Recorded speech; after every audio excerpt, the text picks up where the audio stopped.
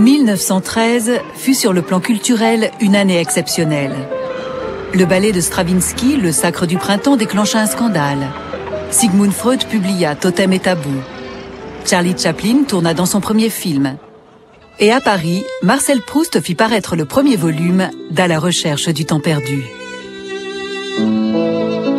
Ce roman monumental ébranla le monde de la littérature.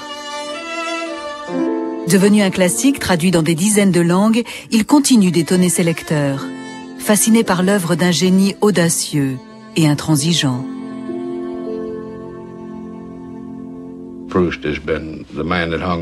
Proust a été pour moi une révélation. De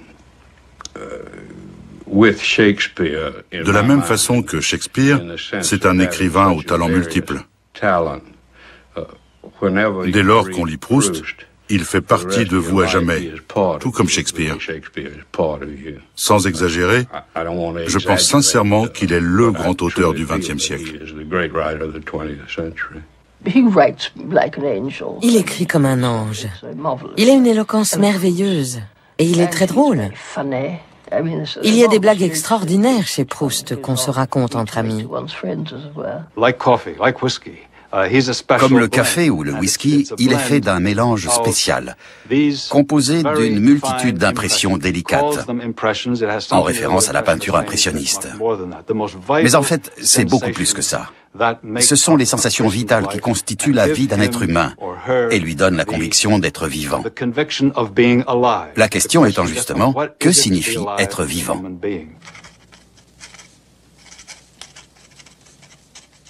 Longtemps, je me suis couché de bonne heure.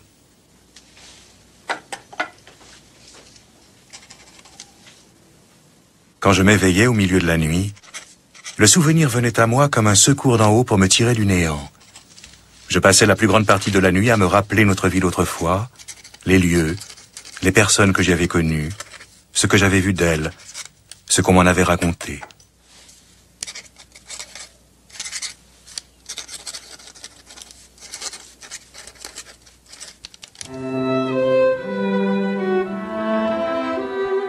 Proust a consacré plus de 14 ans à la recherche du temps perdu. Une œuvre de plus d'1 million de mots, où l'on croise quelques 200 personnages. Au fil des 3000 pages, les thèmes abordés sont nombreux. Du snobisme futile de la haute société, aux fluctuations de la mémoire et au passage inéluctable du temps. Mais avant tout, ce roman est l'histoire d'un personnage, le narrateur. Un homme très semblable à Proust, qui s'embarque pour un voyage extraordinaire dans l'espoir de devenir ce à quoi il aspire depuis toujours, un écrivain.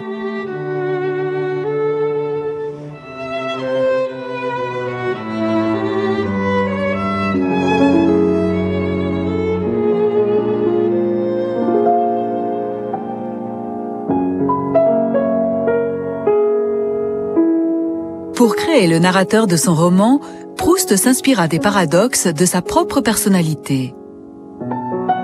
Célébrité de la vie mondaine parisienne, il se lia avec des aristocrates antisémites, lui qui était à moitié juif.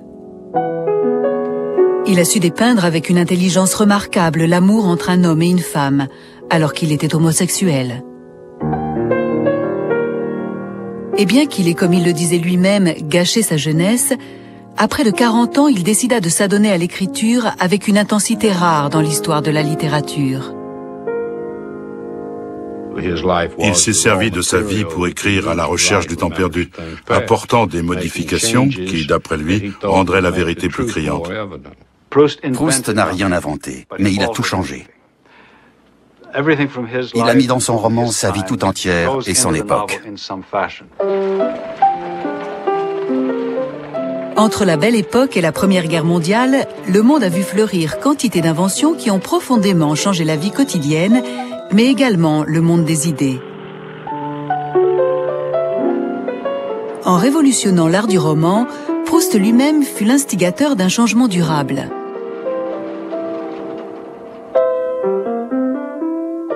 Marcel Valentin Louis-Eugène Georges Proust naît à Paris le 10 juillet 1871 dans une famille bourgeoise.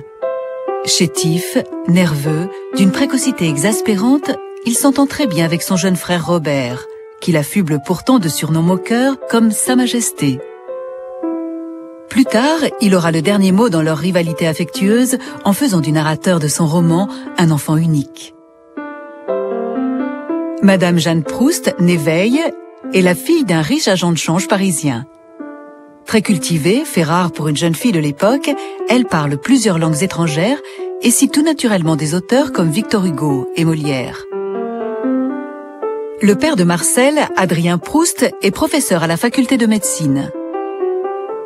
Fils de petits commerçants catholiques, il a publié de nombreux traités médicaux et est devenu célèbre pour avoir mené en France la lutte contre les épidémies mortelles de choléra.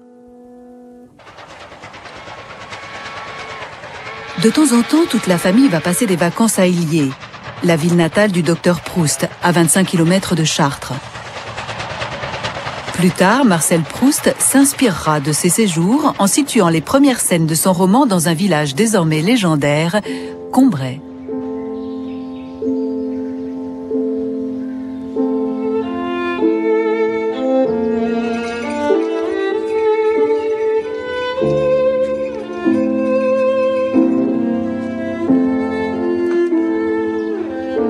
Dans le jardin de Combray, je trouvais le plaisir d'être bien assis, de sentir la bonne odeur de l'air, et quand 1 heure sonnait au clocher de Saint-Hilaire, de voir tomber morceau par morceau ce qui, de l'après-midi, était déjà consommé. Et à chaque heure, il me semblait que c'était quelques instants seulement auparavant que la précédente avait sonné.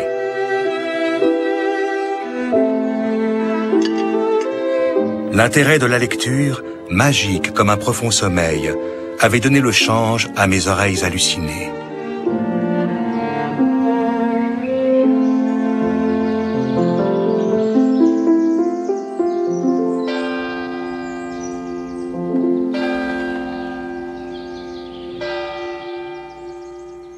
Combray représente le paradis sur lequel Proust ouvre son roman. C'est sa genèse, ce que j'appelle l'âge de la foi de Marcel, le narrateur.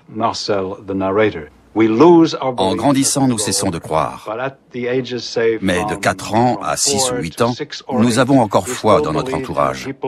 Nous croyons que les choses sont telles qu'elles paraissent, et nous ne sommes pas encore rongés par le ver du doute. La vie de Proust bascule l'année de ses 9 ans. Au retour d'une promenade, il fait sa toute première crise d'asthme. Il manque d'en mourir. Dès lors, la maladie ne lui laissera aucun répit, réduisant singulièrement ses activités. Obligé de rester à l'écart des jeux des autres enfants, il développe très tôt un sens aigu de l'observation.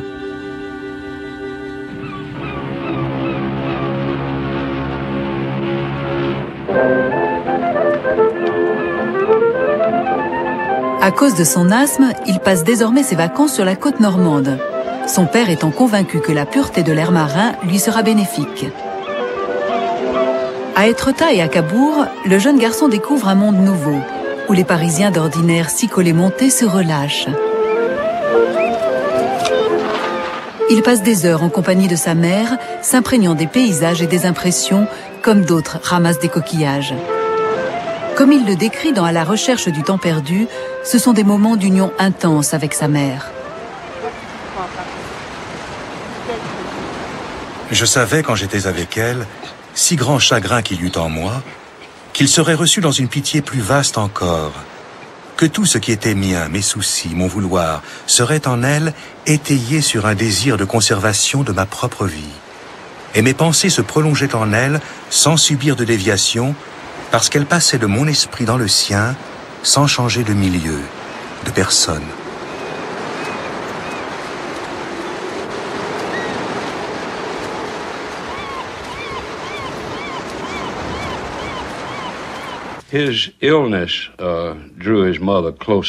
Sa maladie l'a rapproché de sa mère, et je suis sûr qu'il en a beaucoup joué. Ils étaient très proches. C'était l'intellectuelle de la famille, celle qui s'intéressait à la peinture, la musique et la littérature. Sans aucun doute, c'est elle qui a eu l'influence la plus marquante sur Proust. Au lycée, Marcel Proust excelle en philosophie. et remporte des prix pour ses compositions où l'on reconnaît déjà son style remarquable. Un de ses essais en particulier déroute ses professeurs par ses phrases longues et complexes qui s'étendent sur des pages entières. Après le lycée, Proust s'engage dans l'armée pour une année de service militaire. Nous sommes en 1889 et la guerre est encore très loin. À cause de son asthme, il est exempté des exercices et comme ses quintes de toux secouent toute la chambrée, il loue une chambre en ville et dispose même d'une ordonnance qui lui cire ses chaussures. Le jeune homme apprécie tant la vie militaire qu'il tente de se réengager, mais il échoue. Au classement final, le soldat Proust est 63e sur 64. Pour lui, le moment est venu de choisir une carrière. Le docteur Proust est devenu une autorité dans le domaine de la santé publique et dîne souvent avec le président Sadi Carnot. Inquiet de l'avenir de son fils et connaissant son talent pour les belles phrases, il lui conseille la diplomatie ou le droit. Marcel s'inscrit à l'université en philosophie et en droit, mais son esprit est ailleurs. Il fréquente un groupe de jeunes gens qui pratiquent le tennis. Il n'aime guère la compétition et passe son temps en bordure des cours où il amuse ses nouveaux amis de la haute société, formant ce qu'il appelle la cour d'amour. Le docteur Proust, lui, n'est pas amusé et lui cite en exemple son jeune frère Robert qui a entamé de brillantes études de médecine. Pour finir, il suggère à Marcel d'entrer dans une étude d'avoué. Mon cher petit papa, j'espérais toujours finir par obtenir la continuation des études littéraires et philosophiques pour lesquelles je me crois fait. Quant à l'étude d'avoué, sois persuadé que je n'y resterai pas 3 jours. Toute autre chose que je ferai autre que les lettres et la philosophie est pour moi du temps perdu.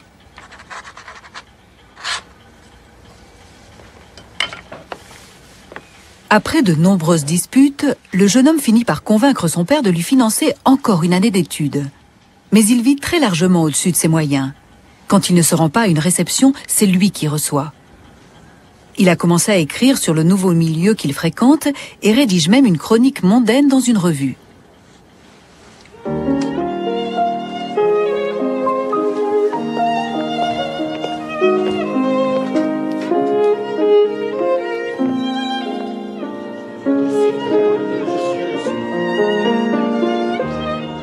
Il a décidé de s'introduire dans les cercles les plus fermés de la société, les salons des aristocrates parisiens très influents. Là, il flatte bassement les ducs et duchesses, manœuvre pour obtenir des invitations et charme ses hôtesses par des poèmes et des compliments. Ne reculant devant aucune dépense, il leur fait livrer d'énormes bouquets. Son ascension sociale est légendaire. À l'époque, on dit de quelqu'un qui cherche à gagner des faveurs par des compliments extravagants qu'il proustifie. Marcel Proust était un homme d'un charme ensorcelant et très vite, il a fait fondre toutes mes résistances. Il mangeait, il buvait, il parlait, il me racontait toutes les histoires de la journée. Il adorait les potins. Tout de même, on parlait beaucoup de lui, n'est-ce pas? Non pas tant parce qu'il avait fait, mais enfin, il y avait... Je ne sais pas, sa vie, il était en vedette, comme on dirait aujourd'hui, hein, tout de même, certainement, au moins dans un certain monde. Il a découvert et exploré ce qu'il faut bien appeler le monde du snobisme. À ses yeux, ces gens étaient le beau monde, presque les stars de leur époque. Et tout ça est devenu la matière de son roman. Les hôtesses des salons, les habitués des garden parties, tous ces gens ont inspiré plusieurs personnages clés et de nombreuses scènes comiques.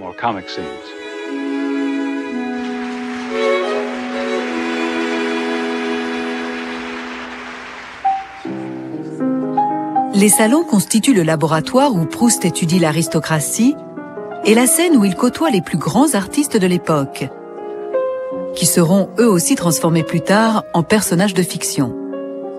Il y a là l'actrice Sarah Bernhardt, le compositeur Claude Debussy, l'écrivain irlandais Oscar Wilde et le peintre Claude Monet.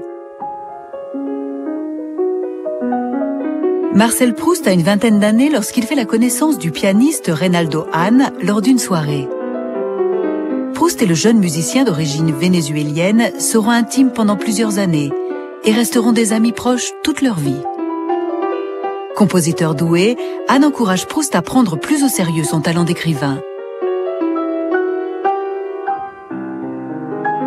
À 25 ans, se sentant prêt pour la célébrité littéraire, Proust publie un recueil d'histoires réuni en un livre coûteux intitulé « Les plaisirs et les jours ». Il a convaincu Anatole France d'en écrire la préface et Madeleine Lemaire, aquarelliste et hôtesse célèbre, de l'illustrer. Pour les critiques, ce livre apparaît comme un acte de pure vanité. Chroniqueur au Gaulois, Jean Laurin appelle Proust un de ces jolis petits jeunes gens du monde en mal de littérature et de succès de salon, et fait clairement comprendre que Proust est homosexuel. Pour défendre l'honneur de son nom, Proust le provoque en duel. Les deux hommes tirent en l'air, personne n'est blessé. Mais bien que l'honneur de Proust soit sauf, il lui faudra des années pour faire oublier cette réputation d'écrivain mondain. Quand on a fait des portraits de Proust, comme Malaparte par exemple le met au théâtre, il en fait un personnage faible et efféminé. C'était absolument pas Proust. Proust avait beaucoup d'autorité, ce que les Anglais appellent poise. En même temps, beaucoup de courage, vous regardez bien en face, l'air un peu de défi, de d'Artagnan, la tête en arrière. Il était très courageux.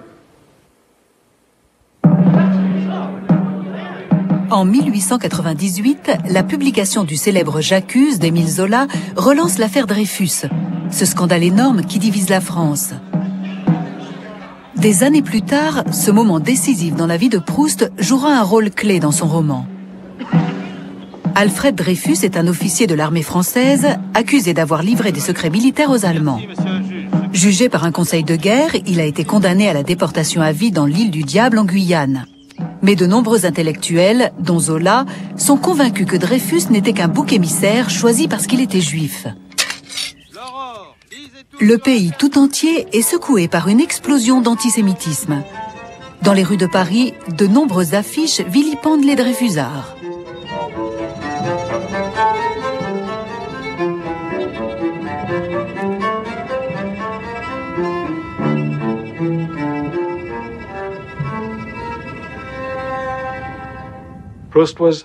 Proust n'a jamais oublié qu'il était à moitié juif. Il n'a jamais essayé de le nier, il n'en faisait pas mystère. Tout le monde le savait. Pour lui, la France devait d'être honnête avec elle-même pour tout ce qui touchait à l'armée et la justice. En ce qui concerne l'affaire Dreyfus, il a toujours su très clairement dans quel camp il se trouvait. Proust se réunit avec d'autres artistes et écrivains pour rédiger une pétition contre cette injustice criante. Finalement, la pétition des intellectuels pour l'honneur de Dreyfus, qui compte 3000 signataires, est publiée dans l'Aurore, un des principaux quotidiens parisiens. Quand Proust encourage ses amis aristocrates à la signer, il est atterré de leur réaction. Ainsi, certains n'hésitaient pas à demander « Et vous, que faites-vous de vos juifs? Vous les gardez ?» Parmi la noblesse, beaucoup donnent raison à l'armée. Certains font même partie d'un groupe violemment antisémite, la Ligue de la Patrie française.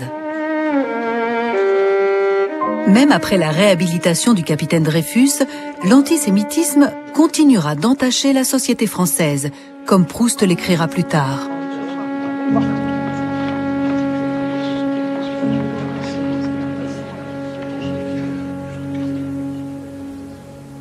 Ayant perdu ses illusions, Proust boude le grand monde. À l'approche de la trentaine, il adopte un rythme nocturne, se lève dans l'après-midi et travaille tard dans la nuit à la rédaction d'un roman autobiographique dont il bâtit son héros Jean Santeuil. Impression d'enfance, dispute avec son père, sa colère face à l'affaire Dreyfus, il veut tout y mettre. Cette fois, il révèle son ambition seulement à quelques amis. Et à sa mère. Et pourtant, Monsieur et Madame Santeuil, qui avaient d'abord encouragé Jean à aller dans le monde, étaient ennuyés de voir Jean ne plus travailler, ne plus lire, ne plus penser, et n'en avoir même plus de regrets ni de honte. C'est un garçon qui aurait pu faire tout ce qu'il aurait voulu et qui ne fera jamais rien, disait son grand-père.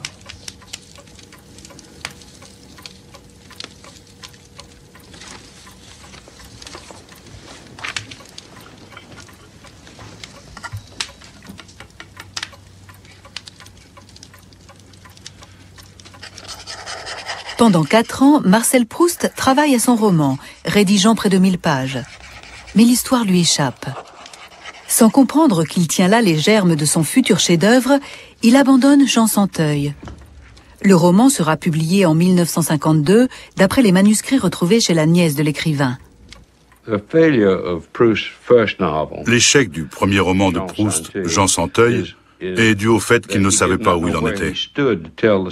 Par contre, quand il commence à la recherche du temps perdu, il sait parfaitement où il en est, qui il est et quel ton il va utiliser. Ce n'était pas le cas dans Jean Santeuil. C'est pour cela que l'histoire manque de substance, même si on y trouve de bonnes choses malgré tout. Le 23 novembre 1903, le docteur Proust fait une attaque à la faculté de médecine. Il meurt 2 jours plus tard. Une perte qui ne fait que renforcer le sentiment d'échec de son fils Marcel. Vous ne pouvez pas savoir tout ce qu'il avait de gentillesse et de simplicité. Je tâchais non de le satisfaire, car je me rends bien compte que j'ai toujours été le point noir de sa vie, mais de lui témoigner ma tendresse. Et tout de même, il y avait des jours où je me révoltais devant ce qu'il y avait de trop certain, de trop assuré dans ses affirmations. La vie est recommencée. Si j'avais un but, une ambition quelconque, cela m'aiderait peut-être à la supporter. Mais ce n'est pas le cas.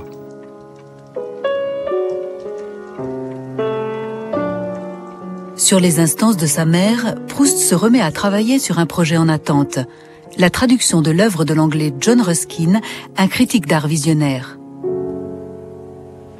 Le poète Kenneth Rexroth a dit un jour qu'un poète qui n'écrivait pas devrait se consacrer à la traduction, histoire de s'occuper et d'apprendre. C'est exactement ce que Proust a fait. Ruskin était un auteur extrêmement doué. On ne le lit plus beaucoup aujourd'hui parce que sa conception de l'art est très différente de la nôtre. Mais son écriture elle-même est magnifique. Proust a appris énormément de choses en le traduisant. Même si son anglais était mauvais, il a absorbé ce que Ruskin pouvait lui apprendre sur les mécanismes de l'écriture. De la cathédrale d'Amiens, Ruskin disait qu'elle était une Bible sculptée dans la pierre. Pour traduire son ouvrage sur la structure gothique, Proust fait appel à sa mère dont l'anglais est excellent. En 1904, il publie sa traduction précédée d'une préface de 100 pages dans laquelle il clarifie ses propres convictions artistiques. Dans À la recherche du temps perdu, son narrateur visite la cathédrale, qu'il considère comme une déclaration sur l'art et non sur la religion. L'expression parfaite du pouvoir de l'art de résister aux forces du temps.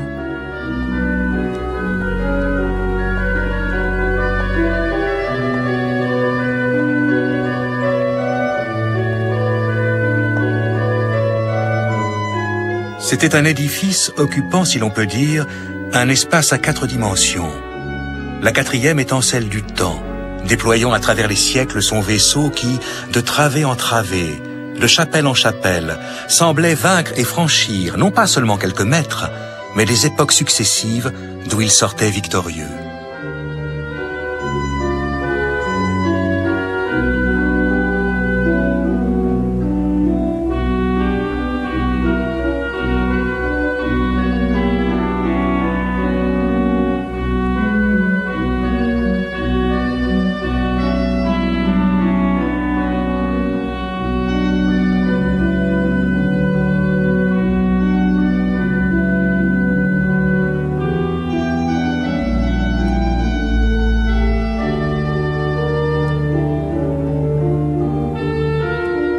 En presque 6 ans, Proust traduit 2 ouvrages de Ruskin.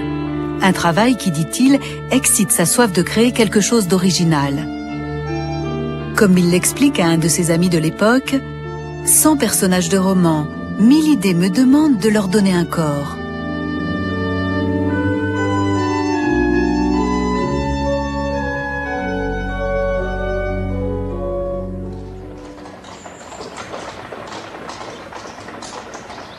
En septembre 1905, à peine 2 ans après la mort de son mari, la mère de Proust, son amie la plus chère et la plus fidèle, et depuis peu sa collaboratrice, s'éteint à Paris après une brève maladie.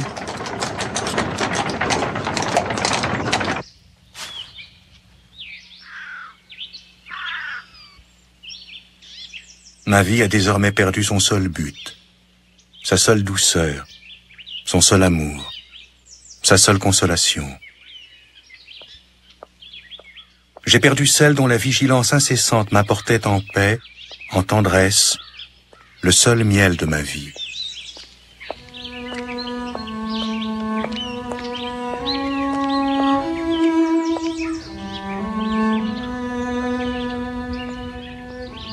Ses amis craignent que Marcel ne devienne fou de chagrin.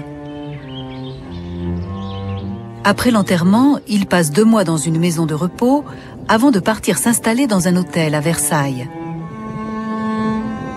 C'est là qu'il passe l'automne et l'hiver, se levant à la nuit tombée et explorant ce qu'il appelle les parts inconnues de son chagrin. En 5 mois, pas une seule fois il ne sort de l'hôtel.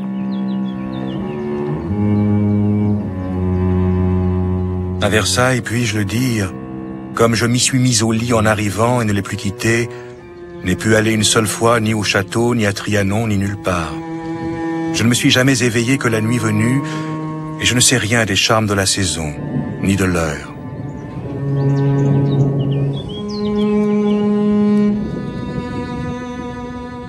Suis-je plutôt à Versailles qu'ailleurs? Je n'en sais rien.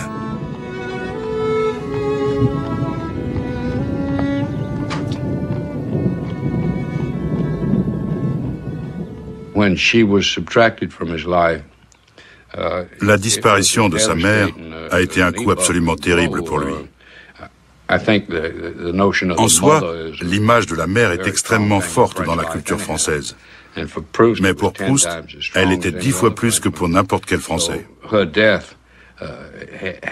Sa mort a joué un rôle double. Elle lui a permis d'exprimer librement des choses qu'il n'aurait pas pu dire sans la blesser, mais en même temps, elle l'a paralysé au point qu'il en a été incapable d'écrire.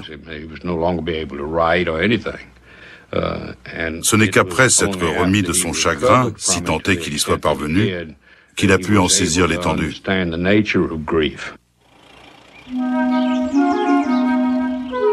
Après une année de dépression à Paris, Proust finit par obéir à son médecin et part en vacances. C'est l'été 1907. Pâle et affaibli, il est ébloui, dit-il, par la simple vue du soleil. Il avale 17 tasses de café pour s'armer de courage et loue une nouvelle invention plutôt effrayante. Un taxi avec chauffeur. Rouler en voiture lui donne l'impression d'être un boulet de canon.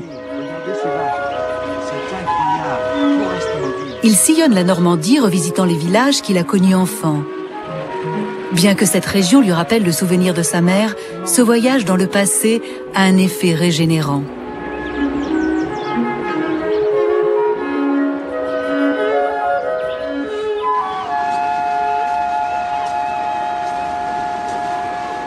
On ne guérit d'une souffrance qu'à condition de l'éprouver pleinement. Peut-être que le grand chagrin qui suit la mort de sa mère ne fait-il que briser plutôt la chrysalide, hâter la métamorphose et l'apparition d'un être qu'on porte en soi.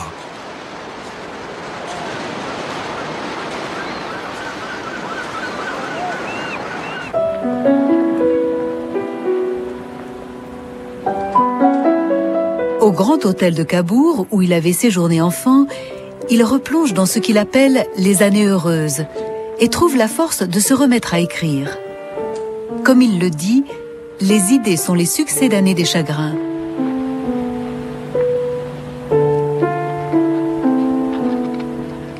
J'ai en train une étude sur la noblesse, un essai sur Sainte-Beuve et Flaubert, un essai sur les femmes, un essai sur la pédérastie, pas facile à publier, une étude sur les vitraux et un roman.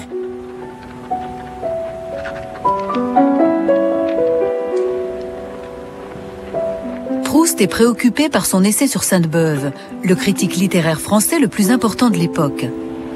En effet, il conteste la méthode de Sainte-Beuve, qui voit dans l'œuvre d'un écrivain le reflet de son caractère moral et de son esprit.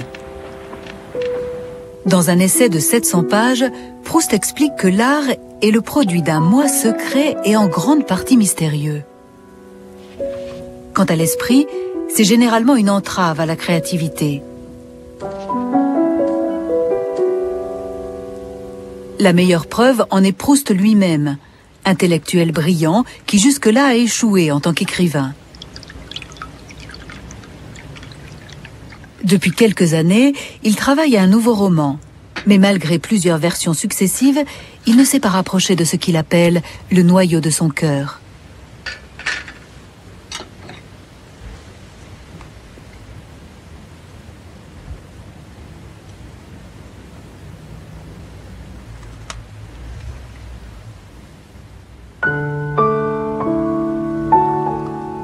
À l'instant même où la gorgée mêlée des miettes du gâteau toucha mon palais, je tressaillis. Attentif à ce qui se passait d'extraordinaire en moi, ce plaisir m'avait aussitôt rendu les vicissitudes de la vie indifférentes, ses désastres inoffensifs, sa brièveté illusoire. J'avais cessé de me sentir médiocre, contingent, mortel. D'où avait pu me venir cette puissante joie?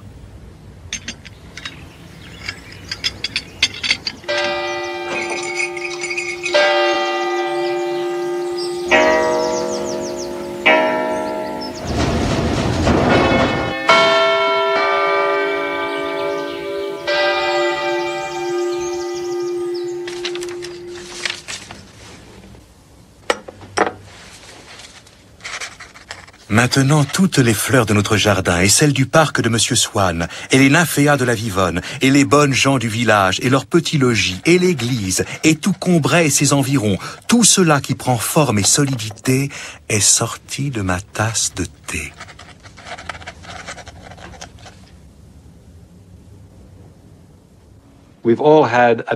C'est une expérience qu'on a tous déjà vécue. Brusquement, un souvenir remonte avec une telle vivacité qu'on est transporté à un moment dans le passé, un moment auquel on s'identifie complètement. Mais le plus souvent, ça passe. C'est comme une démangeaison ou une envie d'éternuer. Proust a retourné la chose en disant « Je n'ai jamais ressenti une sensation aussi importante ». Et à partir de là, reprenant des passages déjà existants, il se met à écrire le roman qu'il intitulera « À la recherche du temps perdu ». Il décide de faire transformer son appartement en fonction de ses habitudes de travail pour le moins étranges. Ayant hérité d'une petite fortune du côté maternel, il peut se permettre de vivre comme il l'entend. Particulièrement sensible au bruit, il fait insonoriser sa chambre en faisant poser des plaques de liège au mur et même au plafond, se coupant ainsi du monde extérieur.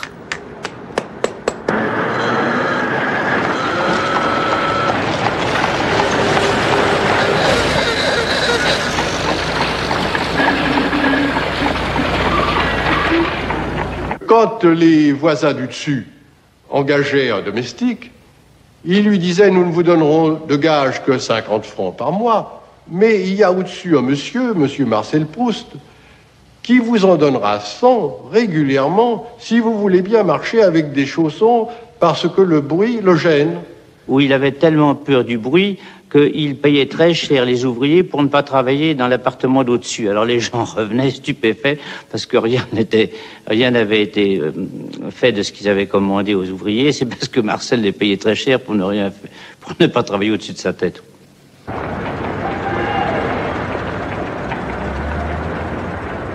Aussi excentriques qu'ils paraissent, les aménagements voulus par Proust sont le fait d'un homme déterminé, sinon désespéré. Il se lève au coucher du soleil et écrit toute la nuit. Les fenêtres de sa chambre sont fermées en permanence et les rideaux tirés. Son asthme empire. Il a une crainte maladive de la poussière et de la suie. Même en plein hiver, il est rare qu'il y ait du feu dans la cheminée. Comme il l'écrit à un ami, « Je suis sur le point de me cloîtrer pour un long travail. »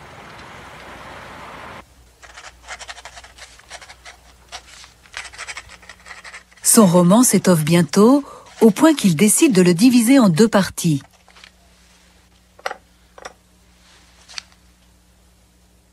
Il finit aussi par arrêter un titre général, À la recherche du temps perdu.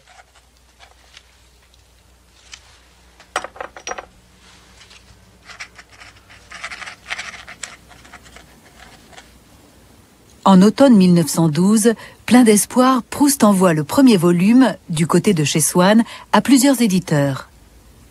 Il commence par la Nouvelle Revue Française, une maison d'édition d'avant-garde. Son directeur, l'écrivain André Gide, rejette le manuscrit et qualifie Proust de snob et de mondain amateur. Par la suite, Gide écrivit « Le refus de ce livre restera l'un des remords les plus cuisants de ma vie ». Les éditions Fasquelle s'enorgueillissent de publier des classiques. Mais pas celui-ci, comme Eugène Fasquelle lui-même écrit à Proust. Il ne se trouvera pas un lecteur assez robuste pour suivre un quart d'heure. D'autant que l'auteur n'y aide pas, par le caractère de sa phrase qui fuit de partout. Humblot, le directeur des éditions Ollendorff, qui publie des auteurs mineurs, commente le manuscrit dans une lettre devenue célèbre. Cher ami, je suis peut-être bouché à l'aimerie, mais je ne puis comprendre qu'un monsieur puisse employer 30 pages à décrire comment il se tourne et se retourne dans son lit avant de trouver le sommeil.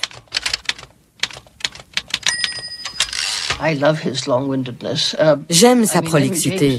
On a reproché la même chose à Henry James. J'ai peur qu'en disant ça, on dissuade les gens de le lire.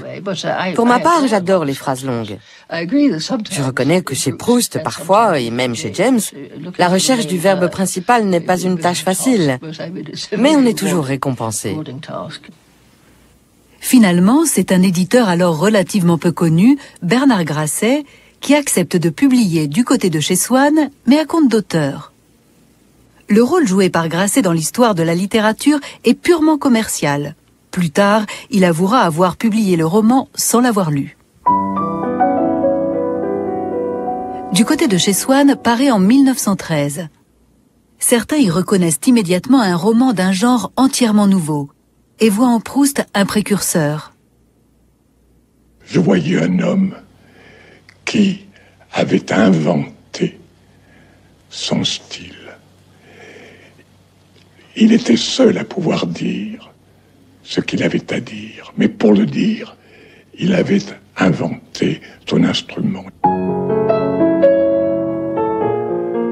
La prose incomparable de Proust magnifie les moments ordinaires, comme la scène aujourd'hui célèbre du baiser du soir.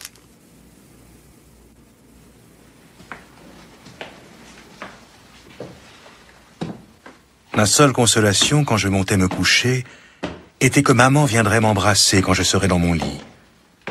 Mais ce bonsoir durait si peu de temps que quelquefois, quand, après m'avoir embrassé, elle ouvrait la porte pour partir, je voulais la rappeler, lui dire « embrasse-moi une fois encore ». Mais je savais qu'aussitôt, elle aurait son visage fâché, car la concession qu'elle faisait à ma tristesse et à mon agitation en montant m'embrasser, en m'apportant ce baiser de paix, agaçait mon père. Or, l'avoir fâchée détruisait tout le calme qu'elle m'avait apporté un instant avant, quand elle avait penché vers mon lit sa figure aimante et me l'avait tendue, comme une hostie, pour une communion de paix où mes lèvres puiseraient sa présence réelle et le pouvoir de m'endormir.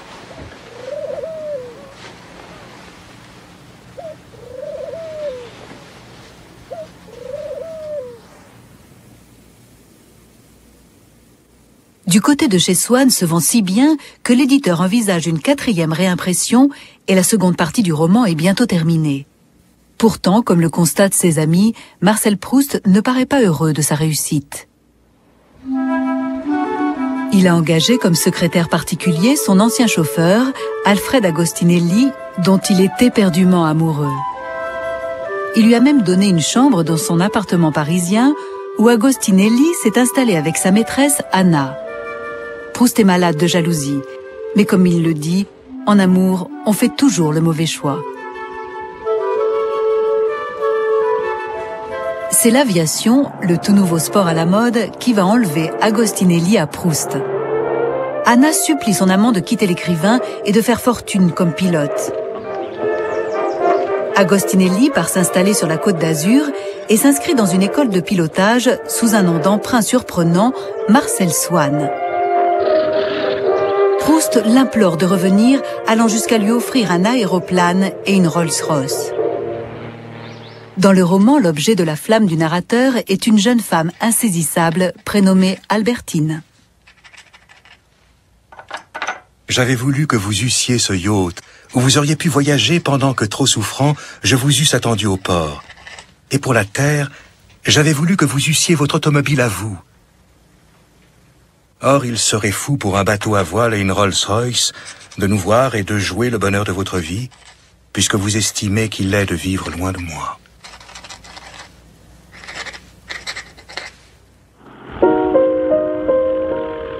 Le 30 mai 1914, Agostinelli décolle seul à bord de son appareil et s'écrase en mer. Il avait 26 ans.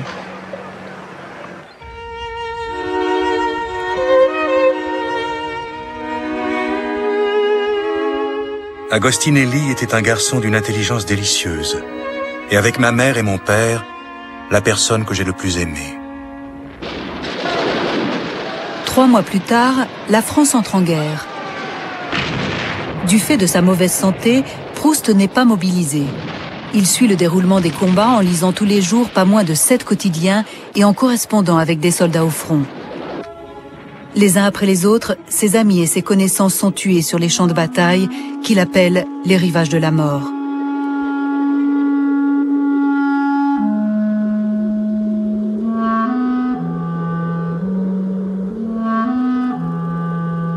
Il suit la progression dévastatrice de l'armée allemande, la chute des vieilles villes de province et des grandes cathédrales qui l'avaient tant inspiré.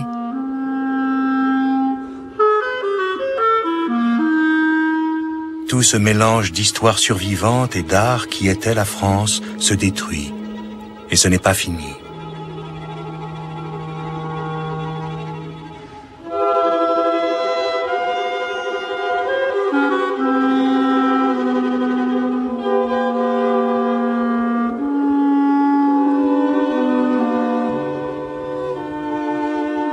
Alors que Paris est menacé par les attaques aériennes allemandes, Proust refuse de partir. Son valet de chambre et son cuisinier ayant été mobilisés, il engage comme gouvernante une provinciale pleine de ressources, Céleste Albaré. Jusqu'à la fin, Céleste lui sera totalement dévouée. De son côté, Proust lui confiera presque tout. Nul ne peut nier le rôle prépondérant de Céleste dans la vie de Proust et dans l'écriture de son roman. Elle a rempli des offices innombrables. Il aurait été incapable de se débrouiller sans elle. Évidemment, on pourrait dire comme Voltaire que si Céleste n'avait pas existé, il l'aurait inventée. Mais il n'en reste pas moins qu'elle l'a servi d'une façon extraordinaire, bien que ça n'ait pas dû être facile. Il y avait des jours qu'il commençait à travailler assez tôt. D'autres jours, il ne commençait qu'à travailler vers 10 ou 11 heures du soir. Quelquefois, il prenait son travail dans l'après-midi, ce qui était rare, mais tout ce qui était le départ, pour commencer de travailler, c'était surtout une grosse question qui jouait, c'était sa santé. Comme il était un grand malade, car il avait des crises d'asthme terribles, et quand il étouffait, il ne pouvait pas se livrer au travail, et il ne prenait rien. Il ne prenait que du café au lait.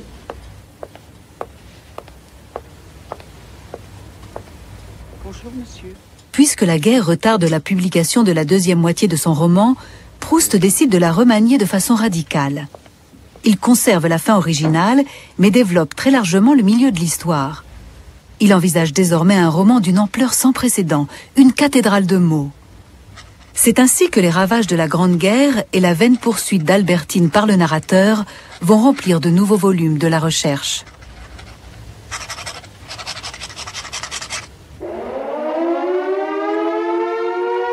Le roman prend une couleur aussi sombre que Paris plongé dans le blackout. Certaines nuits, l'écrivain fréquente un hôtel tout proche, un bordel pour homosexuels, auquel il a donné des meubles qui avaient appartenu à ses parents.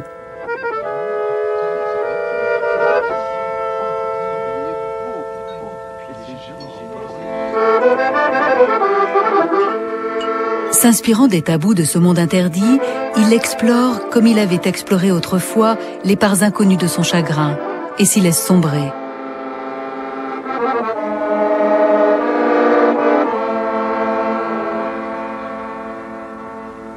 Il ne faut pas oublier qu'il a étudié sur lui-même les plaies de ces personnages.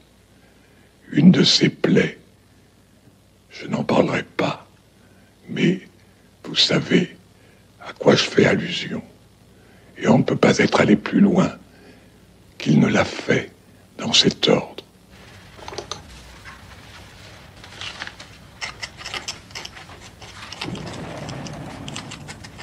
Race sur qui pèse une malédiction, et qui doit vivre dans le mensonge et le parjure, puisqu'elle s'est tenue pour punissable et honteux, pour inavouable son désir, ce qui fait pour toute créature la plus grande douceur de vivre, fils sans mère, à laquelle ils sont obligés de mentir, même à l'heure de lui fermer les yeux.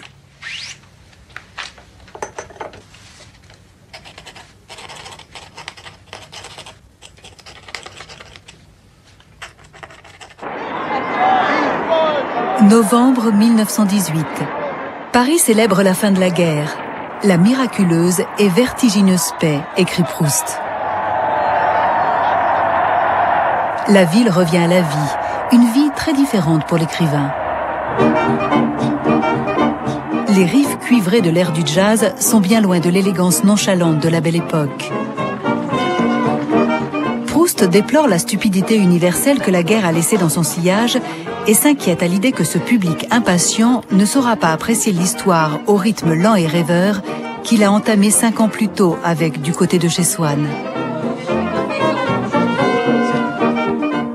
En 1919 paraît le 2e volume de La Recherche du temps perdu, intitulé « À l'ombre des jeunes filles en fleurs ».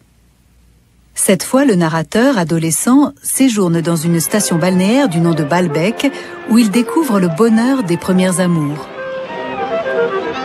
Seul, je restais simplement devant le grand hôtel, quand je vis s'avancer 5 ou 6 fillettes, aussi différentes par l'aspect et les façons, de toutes les personnes auxquelles on était accoutumé à Balbec, qu'aurait pu l'être, débarquer on ne sait d'où, une bande de mouettes qui exécute, à pas compter sur la plage, les retardataires rattrapant les autres en voltant, une promenade.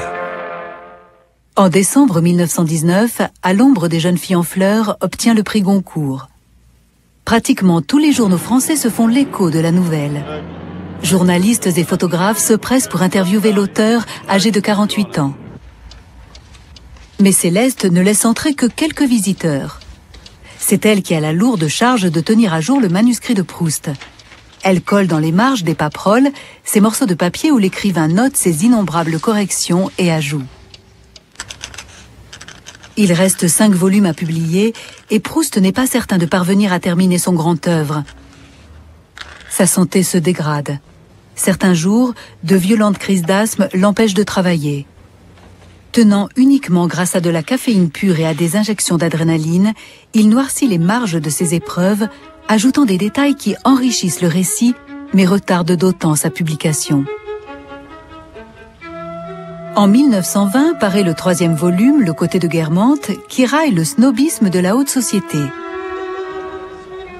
Eh bien, en un mot, la raison qui vous empêchera de venir en Italie, demanda la duchesse à Swann. Mais, ma chère amie, c'est que je serais mort depuis plusieurs mois, d'après les médecins que j'ai consultés. Qu'est-ce que vous me dites là?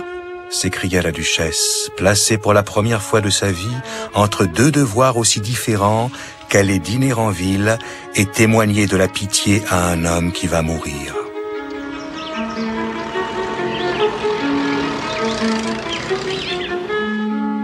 En 1922 est publié Sodome et Gomorrhe.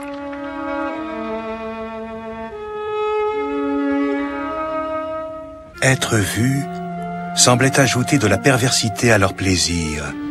Elle voulait faire baigner leur dangereux ébat dans les regards de tous.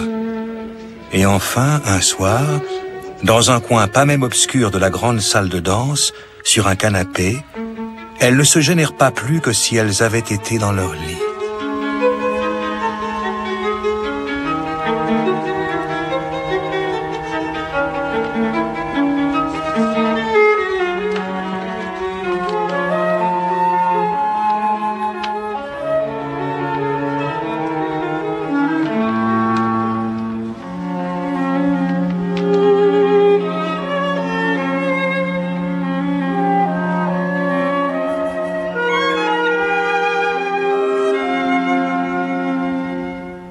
me disait que certainement la mort le poursuivait et qu'il voudrait finir son œuvre. Et qu'il serait très désolé d'avoir travaillé tant et de laisser tout inachevé. Et un soir, un matin, quand je suis arrivée, il était comme un enfant à qui il aurait trouvé le plus beau jouet du monde et le bonheur le plus parfait. Il me dit, « Oh, chère Céleste, j'ai une grande nouvelle à vous apprendre. » Et je lui ai dit, « Et quoi? Qu'est-ce qui a donc passé de tellement important cette nuit dans cette chambre? » Quelque chose d'immense, quelque chose de tellement bien. Et qu'est-ce qui est arrivé? Et il se redresse, il me sourit et il me dit, « J'ai mis le mot fin. Je peux mourir maintenant. » Alors je lui ai dit, « Mais qu'est-ce que j'aurais à coller comme petit papier? Et qu'est-ce que vous aurez à écrire comme correction? » Ah, ça, ma chère, c'est autre chose.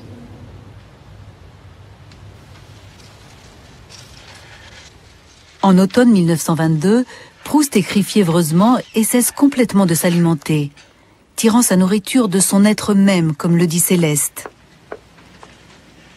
Il a de plus en plus de mal à respirer sans des fumigations de doses massives de poudre anti-asthmatique.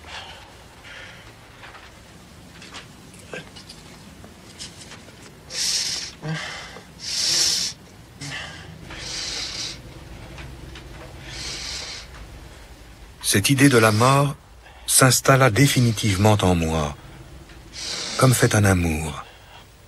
Non que j'aimasse la mort, je la détestais.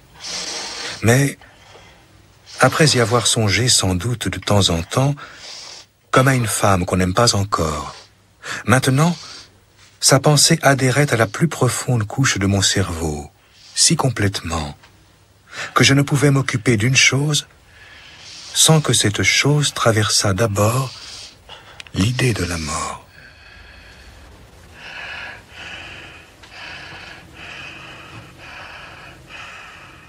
L'idée de la mort me tenait une compagnie aussi incessante que l'idée du moi.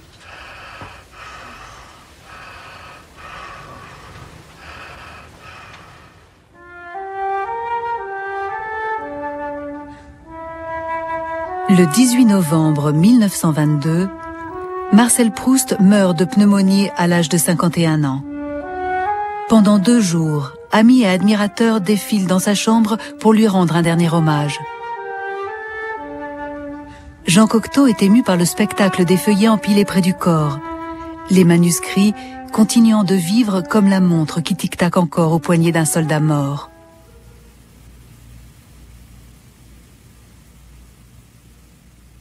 Les derniers volumes de La Recherche du temps perdu sont publiés quelques années après la mort de leur auteur.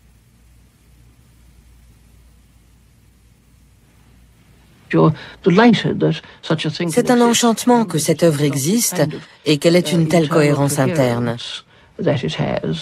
Elle parvient à traiter de sujets nombreux, liés les uns aux autres d'une façon compréhensible et intelligible, en apportant au lecteur le plaisir intense qui est la marque d'un art extraordinaire. Personne d'autre que Proust n'a approché d'aussi près la conscience individuelle, comme au microscope. On suit l'existence d'un être présent à chaque page du livre, au point qu'on finit par pénétrer dans son esprit. Quand on a vraiment compris Proust, c'est un monde complètement différent qui s'ouvre à vous, un monde proustien.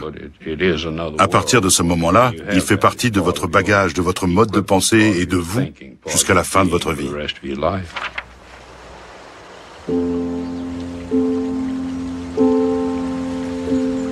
Les jours anciens recouvrent peu à peu ceux qui les ont précédés et sont eux-mêmes ensevelis sous ceux qui les suivent. Mais chaque jour ancien est resté déposé en nous comme dans une bibliothèque immense où il y a de plus vieux livres. Un exemplaire que sans doute personne n'ira jamais demander. Pourtant, que ce jour ancien traversant la translucidité des époques suivantes remonte à la surface et s'étende en nous, qu'il couvre tout entier, alors, pendant un moment, les noms reprennent leur ancienne signification, les êtres leur ancien visage, nous, notre âme d'alors.